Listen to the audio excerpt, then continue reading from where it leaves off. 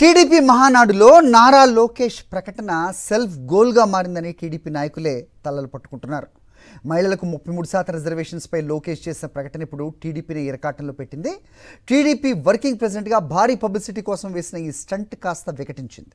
దమ్ముంటే తక్షణమే మహిళా రిజర్వేషన్ అమలయ్యేలా కేంద్రాన్ని నిలదీయాలని వైఎస్ఆర్సీపీ ప్రశ్నించడంతో సమాధానం లేక దిక్కుతోచని స్థితిలో ఉండింది తెలుగుదేశం పార్టీ. టీడీపీ మహానాడులో పట్టాభిషేకం చేసుకుని భారీ ప్రచారం చేసుకుందామనుకున్న నారా లోకేష్కి అన్ని అపశకునాలే ఎదురయ్యాయి. లక్షలాది మందితో భారీ బహిరంగ సభ పెట్టి తన వారసత్వాన్ని ప్రకటించుకుందామని ప్లాన్ చేశారు లోకేష్. అయితే ప్రధాని మోదీ పొదుపు సూచనలతో ఆ ప్లాన్ వెడిసికొట్టింది. చంద్రబాబు మహానాడుకి జనంతో సభ లేకుండా హైబ్రిడ్ మహానాడు అని చెప్పి ప్రకటించారు. దీంతో భారీ జనం మధ్య పట్టాభిషేకం చేసుకుందామనుకున్న లోకేష్ కు నిరాశ ఎదురైంది.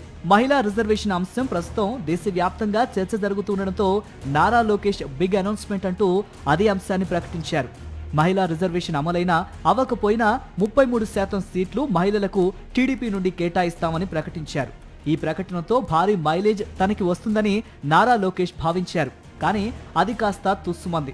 అసలు కేంద్రంలో అధికారంలో ఉన్న మీరు మహిళలకు 33% రిజర్వేషన్ కల్పించకపోతే మద్దతు ఉపసంహరించుకుంటామని ప్రకటిస్తే వెంటనే అమలవుతుంది కదా, మరి ఎందుకు ఆ డిమాండ్ చేయటం లేదని వైఎస్ఆర్సీపీ ప్రశ్నించింది. మీకు దమ్ముంటే మహానాడులో తీర్మానం చేయండి, మహిళా బిల్లుకు మేము సపోర్ట్ చేస్తున్నాం, మహిళా బిల్లు పెట్టకపోతే మా మీద ఆధారపడిన కేంద్ర ప్రభుత్వాన్ని కూలదోస్తాం అని తీర్మానం చేసి పంపే దమ్ము ధైర్యం మీకుందా అని అడుగుతున్నా.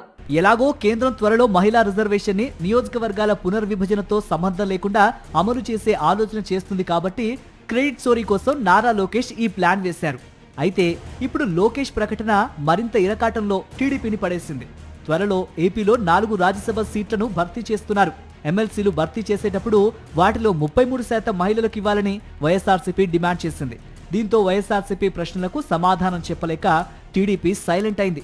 మొత్తంగా నారా లోకేష్ ఇమేజ్ పెంచుకోవటం కోసం చేసిన ప్రకటన టీడీపీకి డ్యామేజ్ నే మిగిల్చింది.